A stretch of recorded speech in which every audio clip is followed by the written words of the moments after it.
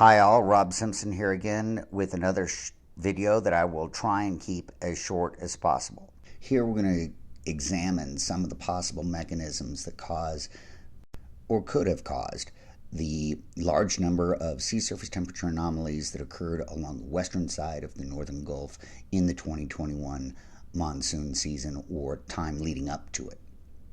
A couple key points is that by May 15th, the seasonally reversing gyre has started its counterclockwise motion in the Northern Gulf. Secondly, the Wagner Basin comprises much of the middle of this section, and the much shallower waters around the Wagner Basin warm faster. Finally, by zooming in, we can take a look at the far stronger but much smaller non-reversing tidal gyre, where salinity and turbidity are both concentrated along the Baja California peninsula. It should be noted that I started looking at these anomalies around May 10th, and this image is from May 15th, 2021. Aerial photography shows the massive extent of the turbidity released from the erosion within the tidal basin. If possible, we should allow 35 to 36 part per thousand water up here to move further into the tidal estuary. Far to the south, turbidity, salinity, and likely heat tend to take a left turn and head east over the deeper portions of the Wagner Basin. For those of you who are unaware, early sea surface temperature warming within the Northern Gulf is one of the primary mechanisms that lead to a Arizona monsoon versus a New Mexico monsoon. Substantial early warming in the Northern Gulf leads to wetter blue areas around Arizona, and later warming leads to a New Mexico style monsoon season. In looking at the extreme Northern Gulf, in 2009, the continuously wetted portions of the estuary were much smaller. By 2010 and the earthquake, they grew greatly and channelization expanded rapidly. These channels can lengthen by as much as a mile in a year.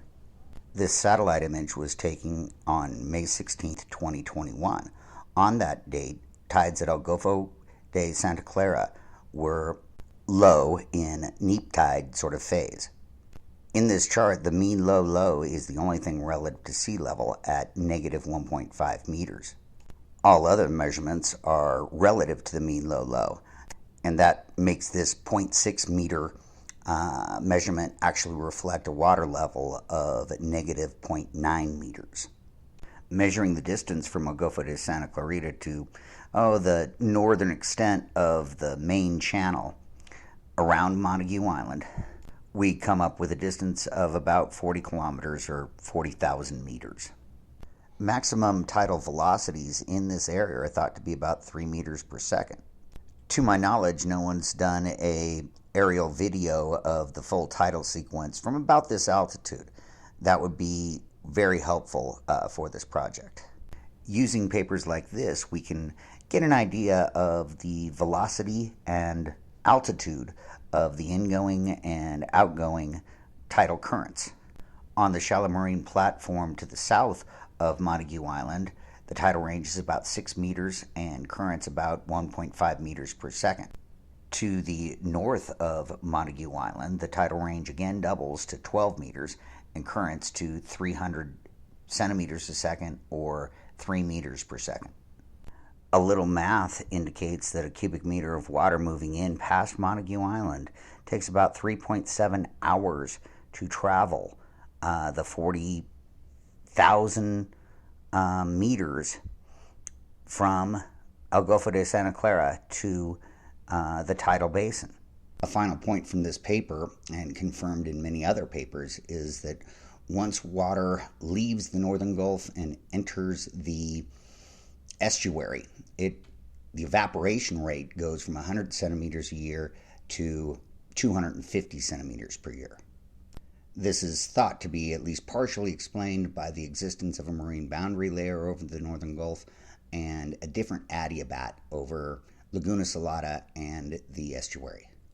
Looking at the modern imagery of this region in greater detail, we can see things like the Cienega off to the east floods more often. New channels have been created on a vast scale, and the main channel is deeper. This is still wet on this -9 meter sort of, or 0.9 meter water level. This particular branch has expanded by over a mile in the last 2 years. This image dates from June 2019, and the second image dates from May of 2021. To help provide some perspective on size, this is a commercial-sized airplane flying over the region at pretty low altitude. But this gives you an idea of just how vast the region is.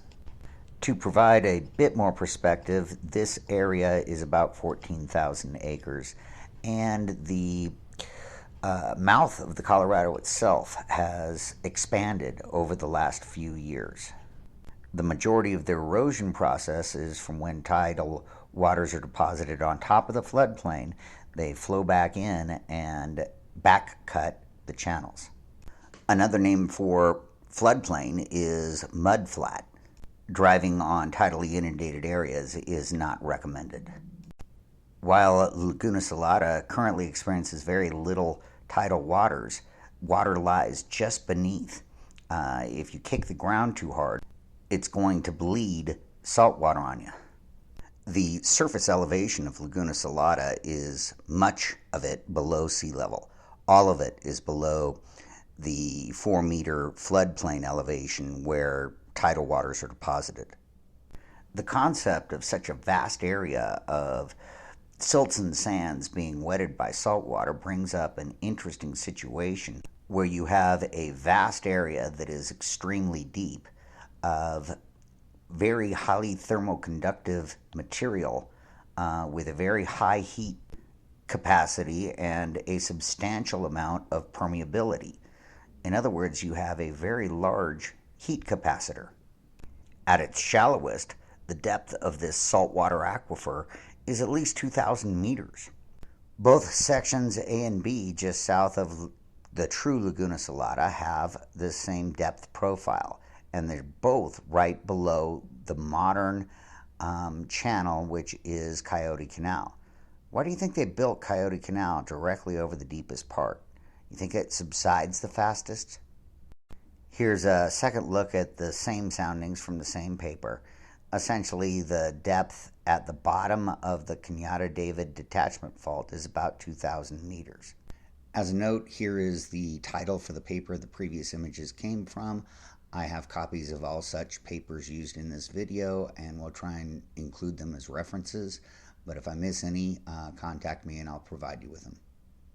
The epicenter of the 2010 7.2 Easter earthquake is the yellow star in the middle of the red polygon. This occurred on the previously unknown Indiviso fault. Finding fault lines beneath all that silt and sand is difficult. The 7.2 Easter quake was largely a strike-slip earthquake. It's interesting that the area in red, which moved to the northwest, is the area of largest liquefaction and subsidence.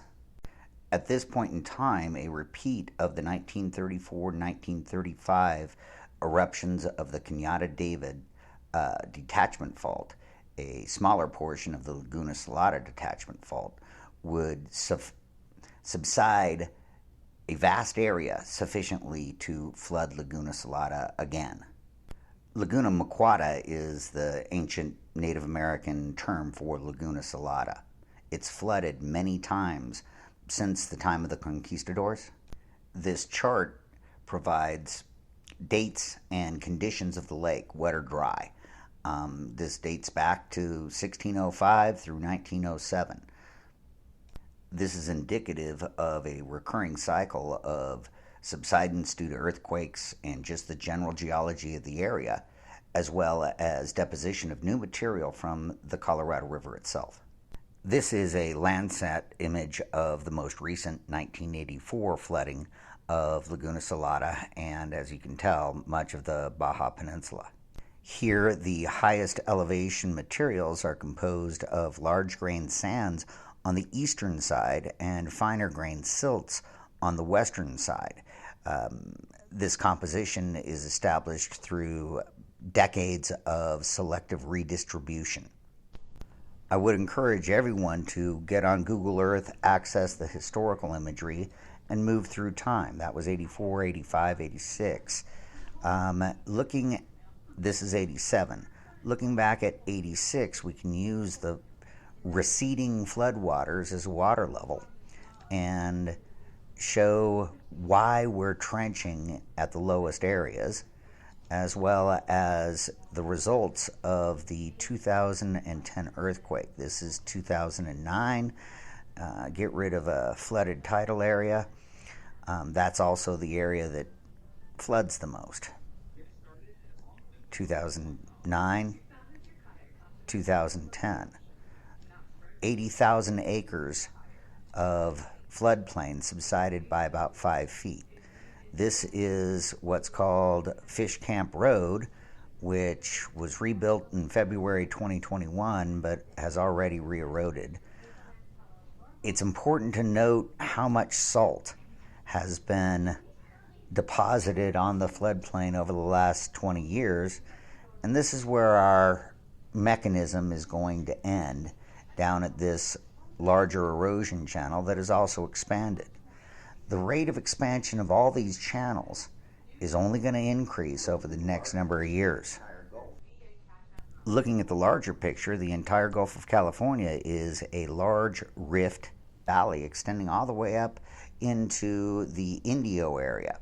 Why is the shallow side on the eastern side and the deeper side on the western side all the way through the Rift Valley? In short, all geologic evidence points to the fact that the Laguna Solata side is going to subside faster than the Mexicali sort of field side, much like what went on in the archipelago. Thanks to Alan Dennis Engineering in Mexicali, our team has documented that Laguna Solata is the first inland sea to flood with seawater in the last 10,000 years. On high tide events, starting in 2015 or 2016, water flows through Coyote Canal all the way into the Laguna Solata Basin. The amount of water flowing in will increase rapidly over the next decade or two, and you will have a small lake in the Laguna Solata Basin, no matter what you do. Please note that the survey was conducted around the 2018 timeframe, and all the vegetation is dead. All this vegetation died due to saltwater inundation. I may be beating a dead horse here, but it's important that you understand how much salt has penetrated into this area, and this is Coyote Canal and Highway 5, and how much damage it's done. This Google Earth road imagery dates back from August 2009, when all of the salt-tolerant vegetation was still alive. This is an important environment for many species of birds and other wildlife. Here's a bit wider view from August 2019. This large salt flat over here used to be living, breathing environment. All these trees and bushes are now dead. The Trace Lagunas project starts with reflooding Laguna Solata, but it creates a circulation pattern, and the evaporation from Laguna Solata will bring in more fresh water all the way from the archipelago and push out saltier, warmer water out above the Wagner Basin. This could affect the Thermohaline Cycle. Adding a pipeline into the Salton Sea will increase flows into and through the archipelago. We're looking at 500 to 800,000 of import and a salt sink in the middle of the Salton Sea, providing a smaller, less salty, and sustainable perimeter type lake. By now you've likely seen this video showing that the tidal range and currents actually double north of the island archipelago, and you now know that they double again north of Montague Island. I personally find this particular slide fascinating. This is what happens when you compress the 29.5 day lunar month and still show the diurnal sort of tidal fluctuations. While daily tidal events above this red line are not the highest of the year by any means, they're still sufficient to flood vast portions of the floodplain. This essentially charges our thermal capacitor. The main purpose of this video is to establish a clear and undeniable correlation between the neap tide times and high sea surface temperatures over the Wagner Basin. This is part of the heating process for the entire northern Gulf. At least shallow thermal flashovers occur over the Wagner Basin each and every end of neap tide. Cooling occurs over the Wagner Basin just after each high spring tide. To understand how all this works, we must understand that currents through the archipelago can be 3 to 4 meters per second. Yes, to an extent, it's a choke point. The seasonally reversing gyre has velocities on the order of 20 centimeters per second in May, and those can increase up to 35 centimeters per second in June, July, and August. A third type of current we have to worry about in this area is the Thermohaline Cycle. Without such a cycle, the ends of enclosed seas like the Red Sea or the Mediterranean would become very hypersaline. Of course, data is available for all previous years, or many of them, and we'll need to compare things. But this year's May 26th total lunar eclipse and the lunar orbit combined to make tides a little higher in May, June, July. You may notice that full moon tides are actually stronger than new moon tides in most of this sequence. Sorry about the thunder, we got a thunderstorm going on. This is explained by proximity of the moon to the Earth rather than the aligned, combined gravitational pull of the moon and the sun. The marginally increased tidal flux for this year may actually have increased the progression of the counterclockwise sea surface gyre and its progression. In other words, the lunar eclipse and other lunar factors may have caused abnormally high tidal coefficients in April, May, and June this year that may have caused early sea surface temperature warming in the northern Gulf. This again is the May 15th anomaly, and as we start to move through time, we can see that generally on the western side, especially as we move forward, we're going to have more anomalies associated with water coming out of the estuary and less or not as significant amounts coming in from the east. We'll go through this in higher definition a bit later, but essentially there's more warm water coming out of the mouth of the Colorado River and the extremely shallow banks of the Sonora Desert region than is coming in through the archipelago. Secondly, this is the sea surface temperatures for June 5th, having the highest sea surface temperatures and anomaly for a substantial period of days at least. Is it an accident that this high temperature anomaly occurred 29 and a half days prior to the July 3rd neap tide? Moving forward from July 3rd, as the tidal coefficient increases, temperatures over the Wagner Basin decrease until the spring tide starts to wane and a second neap tide takes over and warms. This image is obviously June 17th and is again in 100% agreement with neap tide warming over the Wagner Basin. As we move to the June 24th spring tide event, we can still see north and northwestern anomalies. But on June 24th, we actually see the first demonstrable movement of southern waters into the northern Gulf. Satellite telemetry only picks up about the top 10 microns of sea surface temperatures, but at first glance this appears to be an important event. This event just happens to occur at a high spring tide period. On June 18th, I started capturing images of the NOAA tidal data that covers the same thing in a little better resolution. The color scheme's different, so you may have to adjust to that. But in my view, these tend to provide a little bit better clarity as to the structure of the warming mechanisms involved. Backing out again and taking a look at the big picture, the oceanography of the Gulf of California is important.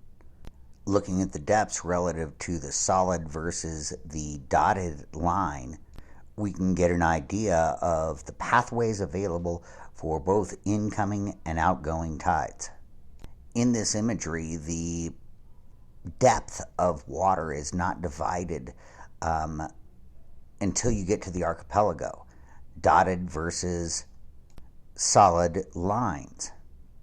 Zooming in, we can see the depth of water available on the western side versus the eastern side. On the eastern side, the dotted line indicates much shallower depths. On the western side, the solid line really does not reflect the actual depth of the deepest portions of the channel, but this basic imagery is correct.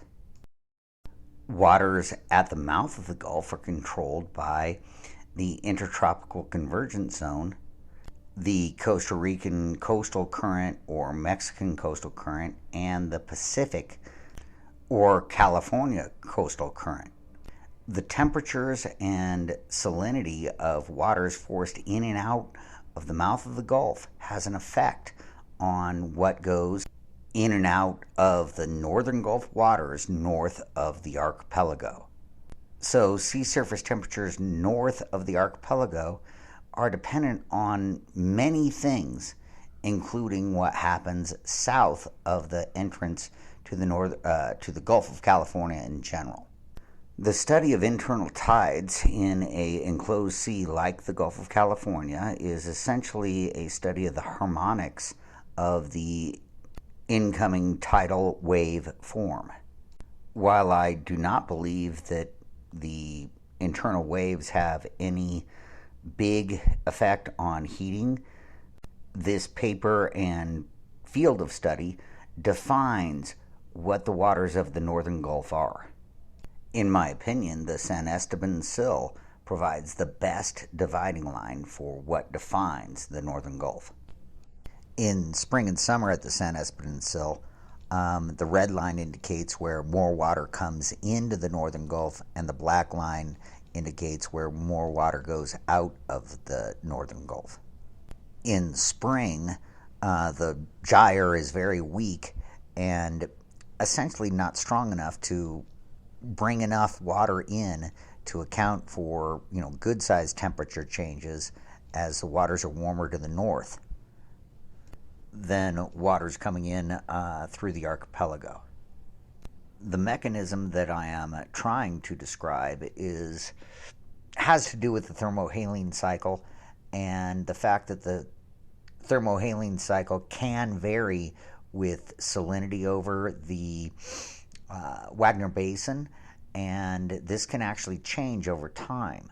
But one thing that we need to really take a look at, like this author says, is the inclusion of vertical mixing in the models of what's going on. So again, running through the sequence, let's just check and see if all that good information supplies any better explanation for what's going on. Starting on June 16th and working through the sequence, I'll just call out the tide dates. June 16, June 17, and a subsequent change to higher resolution. Note the nearly 3-degree anomaly on the west. June 18, June 19, June 20, June 21, June 22nd, June 23rd, and an increasing band of water coming in from the south. June 24th, and more water from the south, but not as warm as we want it. June 25th, and a cold water flashover over the Wagner Basin. SSTs are cooler than they were a week ago. We're now along the timeline just beyond the peak of spring tides. June 26, June 27,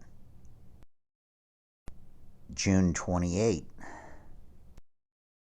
June 29, June 30,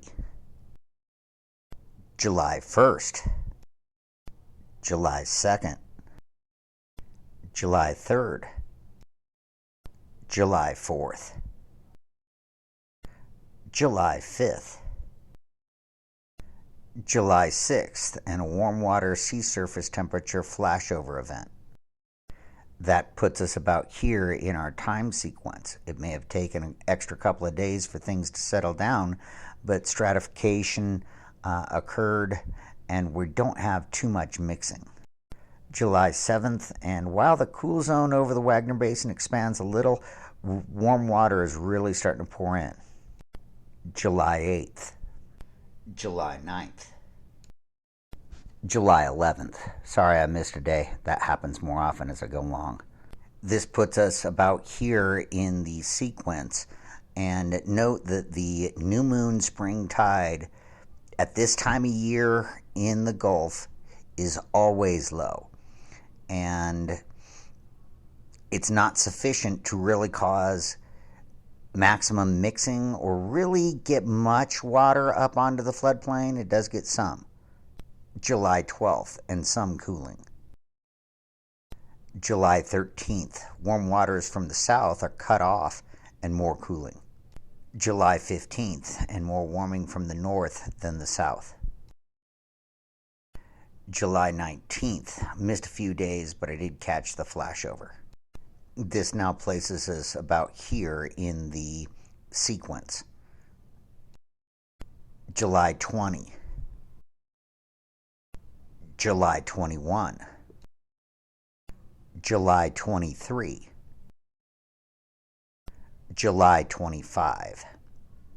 So that now places us here in the tidal sequence and in a cooling phase for the next couple of days. And that brings us to date to the time of making this video. I believe the correlation between warming and cooling over the Wagner Basin is pretty tight.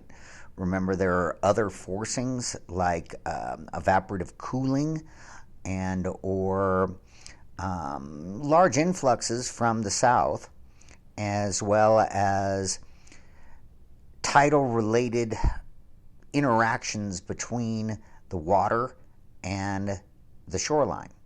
The tidal floodplain extends all the way around the northern Gulf and is extremely large in the estuary itself.